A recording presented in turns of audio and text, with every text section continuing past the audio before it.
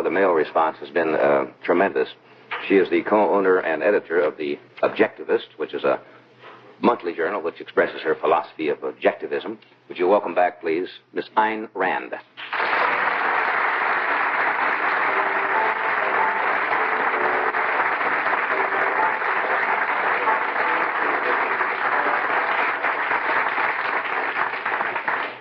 It is nice to see you again. I'm delighted to be here always. How are you affected by the holiday season? Some people are become exuberant and happy. Other people, for some reason, seem to get kind of emotionally unstrung during the holiday season. How does it affect you, one way or the other? I'm chronically happy. You're chronically happy? That's right. Is that a good way to be, chronically happy? I think so. People say, there's that old cliche again, people say, they say, that most people are unhappy more than they're happy. Would you think that's a fair appraisal? If you speak of others, yes, probably, unfortunately. And more often than not, it's their own fault. When people say, they ask you a question, what you want out of life, people say, I want to be happy, right? That's the ordinary answer. What does that mean to you, to be happy? To achieve those things which I want. First of all, to be creative. Second, to have my husband. To be creative in your work? My career and my husband. Creative work and love are the two top values. If you have that, everything else is unimportant. That pretty much, in a small capsule form, is the idea of objectivism, isn't it, in a way? Oh, no. That your work and... no, objectivism is much more than that. Well, didn't you say that the highest moral purpose in objectivism is for an individual to be happy? Oh, yes, but objectivism will tell you how to do it. Well, I didn't mean to distill it down that small.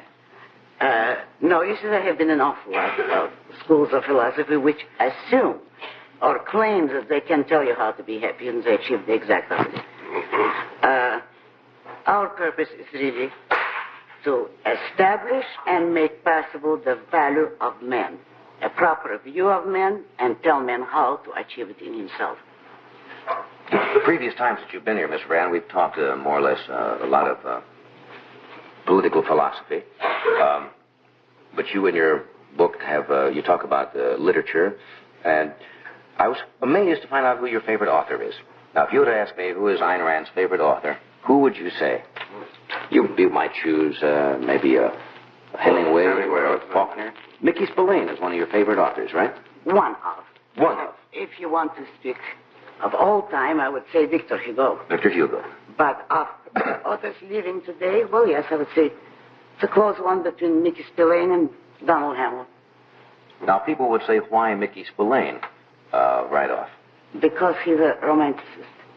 First of all, let me explain that the trouble with today's literature is that romanticism is dead. There is no such thing as romantic literature. Present company accepted, of course. No. But now let me explain what romanticism is. It is a school of literature based on Aristotle's aesthetic principle, that the purpose of literature is to present things as they might be and ought to be. In other words, to project that which is possible to man, to project man's highest potential. That is, in effect, romantic literature. There is no serious writer today whom one could call a romanticist. And the last remnant of romanticism exists only in popular literature.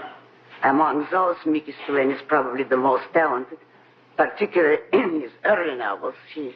I'm not an admirer of his present ones, but he is a great literary talent in the light fiction style, and those are the only romantics left. It's plot structure, and it's the sense of drama, the sense of conflict, and above all, the sense of morality, the conflict of good and evil.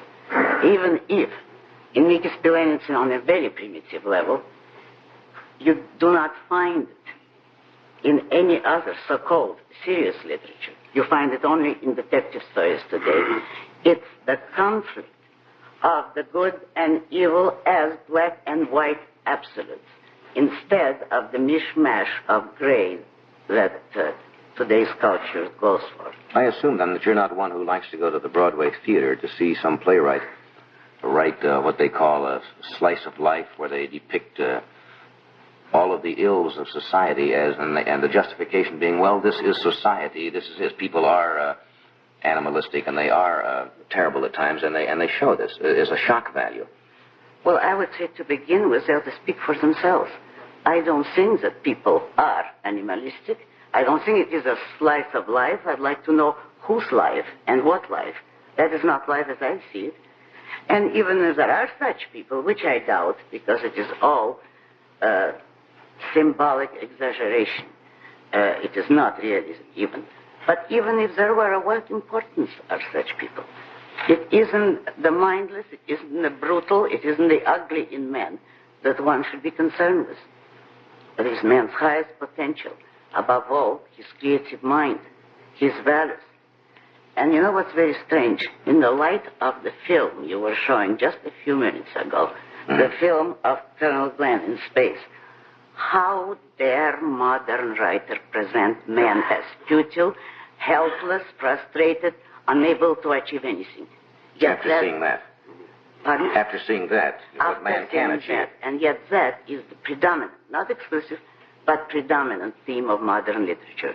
Man's helplessness, man's impotence, man's evil. Then I assume you would justify the reason for those things existing, because they always use the cliche, but that's what the people want. If you write about murder and rape and all of man's peccadillos, if that's the right word, more than peccadillos, they say that's what the audience likes to see, as witnessed the way they go to see it. They do like brutality, violence, in great abundance. If that were true, I wouldn't be here today. You don't think that is true, that people want to see that? To see that? Not according to my career.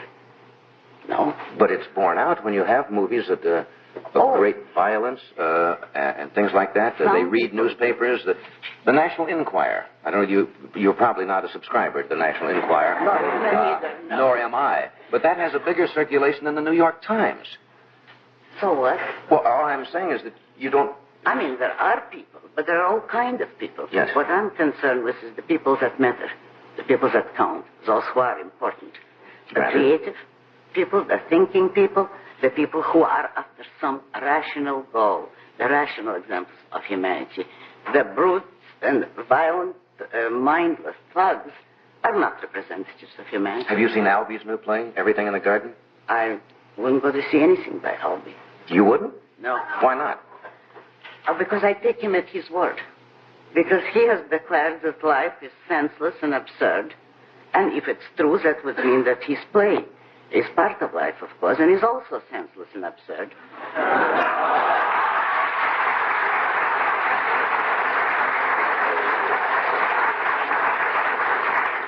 In other words, you think he's given up hope for the human race and portrays it as the worst part of it? I don't think he even is concerned with the human race. I think he's probably presenting life as he sees it. But if one sees life that way, I don't think one should advertise it in public.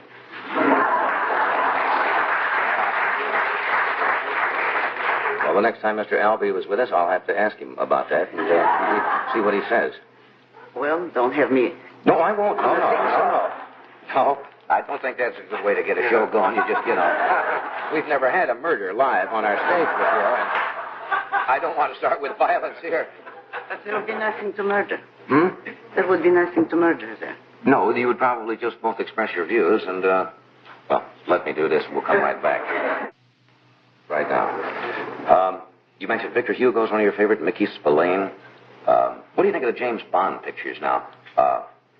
Fleming, I assume you would kind of like at times, because he's a pretty good constructionist, isn't he? Oh, yes, he's one of my favorites. What happens to those movies when they're transferred to the screen? They're almost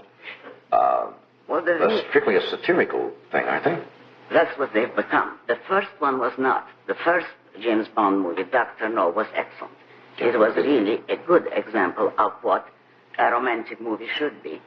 Progressively, they become more and more satirical. They're making fun of their own heroes. They're making fun of themselves.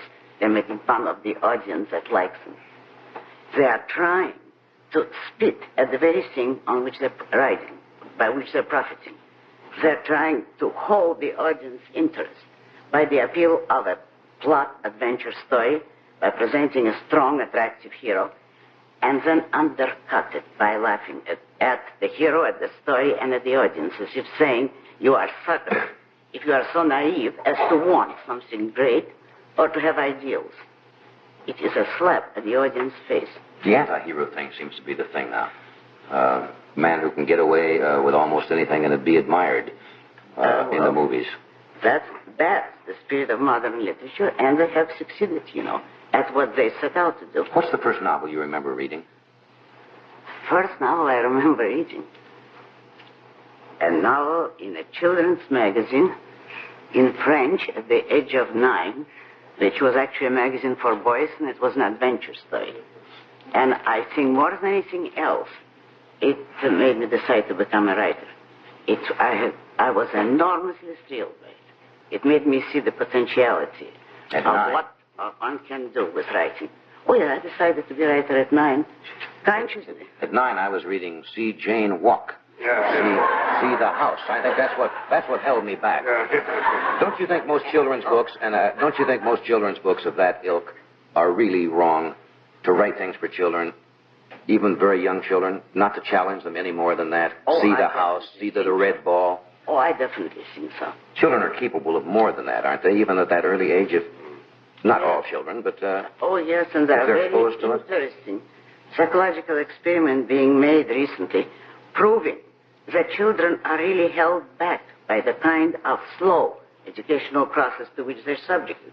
That children are capable of much more than adults give them credit for. Even at 5 and 6, they have found her. So I understand. Because now in some schools they're teaching children algebra, even at the age 7 and 8. And the concepts, to certain children, not all children have the mathematical You don't mean the ease. new mathematics? Some of the new mathematics, they're teaching algebra in the very, very young grades. I'm not too sure. I would rather not have no opinion on that because it's a very dubious subject.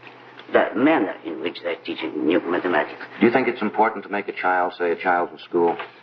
Many of the schools require a foreign language, either French or Spanish or something, as a requirement to go into college. And yet the child has no affinity for languages. Some people just have a tremendous difficulty assimilating another language. It does not come easy. Their talents lie in another direction, and yet they are pushed to pass a language which they may or may not ever use. Do you think that's... it should be required? No, I don't think so. I don't think a child should be required to do anything for which you cannot explain the value of to him. In other words, a child should know what he's doing and why. And the study of languages, I think, is, well, one of the least important issues. My one son was just having a terrible time in one language, as I did. I had a terrible time, and for the life of me, going through high school, and people kept saying, well, you see, it'll teach you discipline, and it'll teach you, and all it taught me was, not discipline, but a tremendous dislike for it. Well, then, let your poor child off. Well, I wish I could let him off, but schools don't let them off. They say you must have 2 years of Spanish or French or Swahili, and it is required for an entrance exam. And it seems to be too bad. Oh, it is too bad. But you know what they do not teach them? In fact, they try to stop their development. They should be taught logic. They should be taught reason. They are actively discouraged by today's methods. They don't have a course in logic in any elementary or even pre-high school, and very few high schools have a course in logic. And they should. I didn't have it when I was in high school, and I wish I had of later. I would have given up all of the Latin and all of the algebra for a course in logic or current events as to what is going on in the world. Well, that's a contradiction, isn't it? Huh? Yes, you mean logic and what's going on, yes. That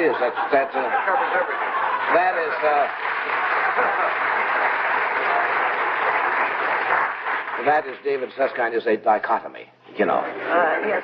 Yes, that's what he would say. Do I have to do this? Huh? Okay. Then we will come right back.